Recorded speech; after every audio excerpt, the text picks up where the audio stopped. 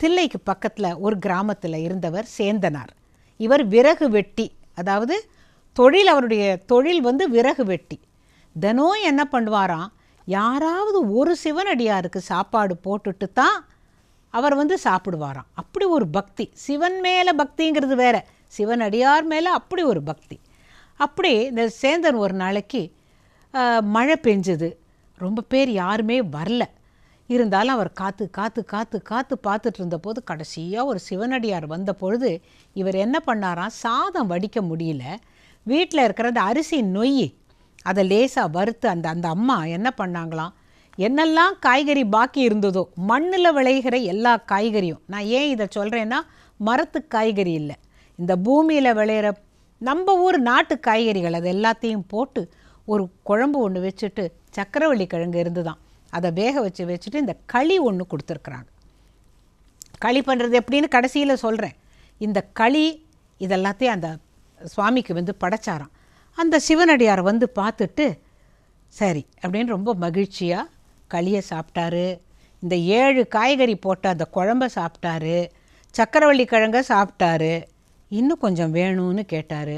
அந்த அம்மா எப்பொழுதும் அவங்களுக்கு படைச்சிட்டு பாக்கி இவங்க சாப்பிடுவாங்கல்ல, அதையும் கொண்டு வந்து போட்டாங்களாம். இது ரொம்ப நல்லா இருக்குது, எனக்கு கையில் எல்லாத்தையும் பொட்டலம் கட்டி கொடுத்துருன்ட்டார். அந்த அம்மா கையில் இருக்கிறது எல்லாத்தையும் அந்த ஐயாவும் அவருமா சேந்தனாரும் அவருடைய மனைவியும் இந்த களி எல்லாத்தையும் அழகாக ஒரு மூட்டை கட்டி அவர்கிட்ட கொடுத்தாச்சு.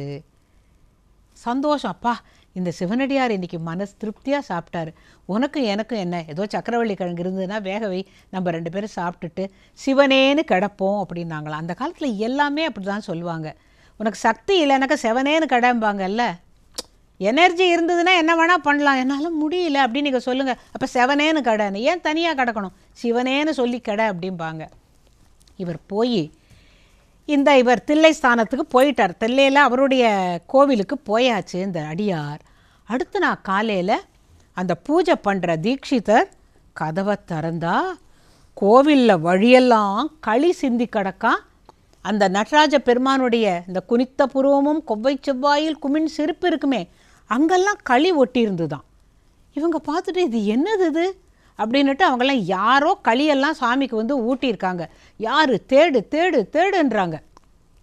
எங்கே தேடுறாங்க, ஏதோ ஊராக போய் எல்லாரும் தேட போயிருக்கிறாங்க. அந்த நேரத்தில் அங்கே சுவாமி புறப்பாடாகணும். திருவாதிரை அன்னைக்கு சுவாமி புறப்பாடுன்னா தேரில் வச்சு அழைச்சிட்டு வருவாங்க. தேர் வந்து ஒரு இடத்துல வந்து தேர் நின்றுடுது. காரணம் மழை பெஞ்சிருந்தது, சேரில் அந்த தேர் அப்படியே நின்ன உடனே அசரீரியாக ஒரு குரல் கேட்குறது. இவங்கெல்லாம் தள்ளி பார்க்குறாங்க, எல்லாரும் இழுத்து பார்க்குறாங்க. சேந்தன் வந்து தொட்டால் நகரும் அப்படின்னுட்டு. சரி இப்போது சேந்தனை தான் இப்போ தேடிட்டு இருக்கோமே, யார் இப்படி வாயில் வச்சுருக்குறாங்க, இது யாரும் கேட்குறோம்ல, அவர் தான் போல இருக்குன்னு சொல்லிட்டு அவரை கூப்பிட்டுட்டு வந்தாக்க அப்போது திருப்பி ஒரு குரல் கேட்குது, சேந்தா பல்லாண்டு பாடு அப்படின்னு.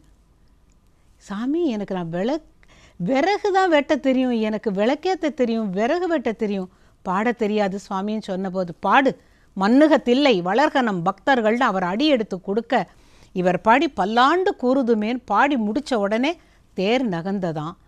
அப்போது அந்த தீட்சிதர்கள் கேட்டபோது சொன்னாராம், நேற்று ஒரு சிவனடியார் வந்தார், அதுக்காக தான் நீங்கள் அந்த ஆளை தேடிட்டுருக்கீங்க, அந்த ஆள் நான் தான், எங்கள் வீட்டுக்கு வந்தார், தான் சாப்பிட்டதோடு இல்லாமல் எல்லா களியும் எனக்கு கொடுனார், அவர் வழியெல்லாம் சாப்பிட்டுக்கிட்டு வந்திருக்காரு போல இருக்குது, அதுதான் அவருடைய வாயிலெல்லாம் இருந்திருக்கு, மற்றபடி எனக்கு ஒன்றும் தெரியாதுன்ன பொழுதுதான் பக்திங்கிறது ஜாதி குலம் ஒருத்தருடைய எண்ணங்கள் இதெல்லாம் தாண்டியது.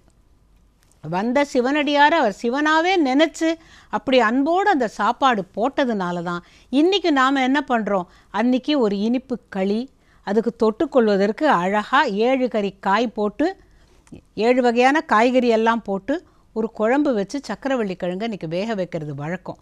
இன்றைக்கி அவருக்கு அதை நைவேத்தியம் பண்ணினால் அன்று சேந்தனுக்கு அருள் புரிஞ்சது போல் நமக்கும் அருள் கிடைக்கும் அப்படின்னு நினச்சதுனால தான் இந்த திருவாதிரை களி ரொம்ப சிறப்பு. அன்றைக்கி சிவன் கோயிலுக்கு போய் முடிஞ்ச வரைக்கும் தேவாரம் பாடலாம். தேவாரம்லாம் பாட தெரியாதவங்க தாவாரத்தில் உட்காந்துட்டு சாமியை நினைக்கலாம். அப்படியும் இல்லைன்னாக்கா இப்போ நான் சொல்லித்தரேன் களி எப்படி செய்கிறதுங்கிறத அதையாவது கற்றுக்கலாம். திருவாதிரைன்ன உடனேவே சிவபெருமானுடைய அந்த மார்கழி மாதத்து நாட்டியம், சிவ தரிசனம், பக்தி, பாடல்கள் இதெல்லாம் ஒரு பக்கம் இருந்தாலும் முதல்ல களி எப்படி பண்ணணுங்கிறத சொல்லித்தரணும் இல்லையா?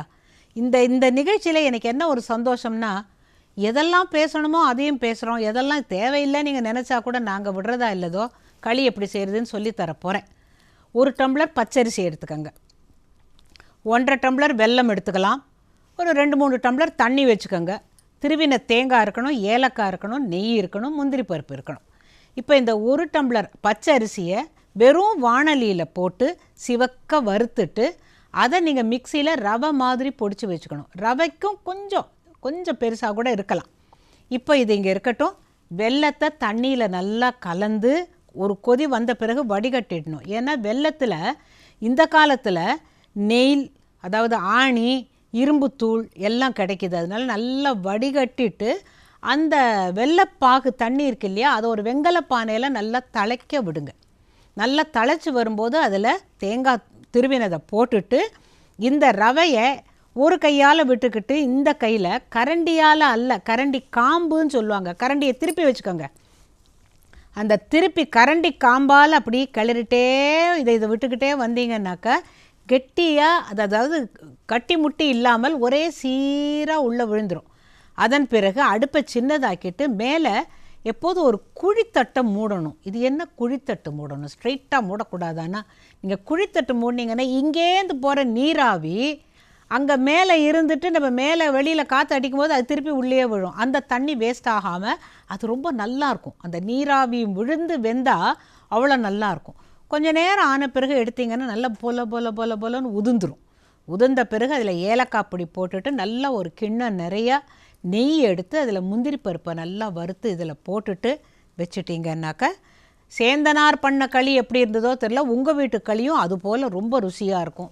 சிவபெருமானுக்குன்னு எடுத்து வைங்க.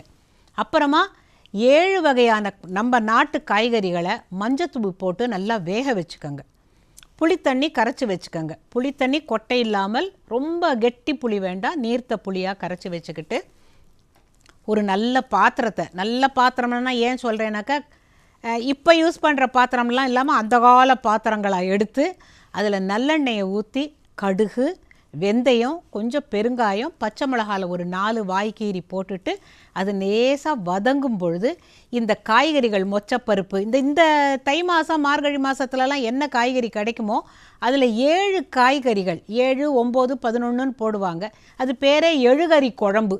அதனால் 7 காய்கறிகளை போட்டு லேசாக அந்த சூட்டில் வதங்கின பிறகு புளித்தண்ணியை விட்டுட்டு துளி உப்பையும் போட்டு நல்லா கொதிக்க வச்சுருங்க. எல்லாமே வெந்துடும். வெந்த பிறகு இதுக்கு பருப்பு போடுற வழக்கம் இல்லை. பருப்பு போடுறவங்க சாம்பார் மாதிரி இருக்குன்னு சொல்லுவாங்க, அப்படி இல்லை. இது நல்லா கொதித்து அந்த பச்சை மிளகா வாசனை உள்ளே இறங்கின பிறகு தனியாக ஒரு பாத்திரத்தில் தனியா, மிளகாவத்தல், கடலைப்பருப்பு, தேங்காய் இதெல்லாத்தையும் நல்லா வறுத்து பொடி பண்ணி அதில் போட்டு கருவேப்பிலை, கொத்தமல்லி எல்லாம் போட்டுட்டு இறக்கி வச்சுட்டிங்கன்னாக்கா 7 கறி குழம்பு தயார். சக்கரவள்ளி கிழங்கு வேக வைக்கிறதுக்கு நான் சொல்லித்தரணுங்கிறதுல நல்லா ஒரு பாத்திரத்தில் வெந்நீர் வச்சு அதில் நீங்கள் சக்கரவள்ளி கிழங்கை போட்டு மூடி வச்சு நல்லா வெந்துடும். அதையும் தோலை உரிச்சிட்டு சுவாமிக்கு நிவேதனம் பண்ணலாம். எல்லாமே நீங்கள் சுவாமிக்கு வச்சா அவர் நான் சாப்பிட்றேன்னு சொல்லிட்டாருன்னா நீங்கள் இதெல்லாம் வைக்க மாட்டீங்க. அதனால் முன்னால் வச்சு ஒரு இலையில் இந்த களி குழம்பு அன்றைக்கி சேந்தனார் எப்படி கொடுத்தார் அதே நினைவில் தான் நாம் பண்ணுறோம். வச்சுட்டு தண்ணியால் அப்படி கொஞ்சம் கையில் தண்ணி எடுத்துக்கிட்டு, ஒன்றும் மந்திரம் தெரியலனாக்கா அதை அப்படியே சுற்றிட்டு, சுவாமி என்னால் முடிஞ்ச அளவில் செஞ்சுருக்கேன், நீ ஏற்றுக்கொள்ளணும் அப்படின்னு சொல்லி அவருக்கு ஊட்டுற பாவனை நீங்கள் காட்டினா போகிறோம். சேந்தனார் கொடுத்தது தானே அவர் வாயில் ஒட்டியிருந்தது. நீங்கள் அதை எப்போதும் மறக்கக்கூடாது.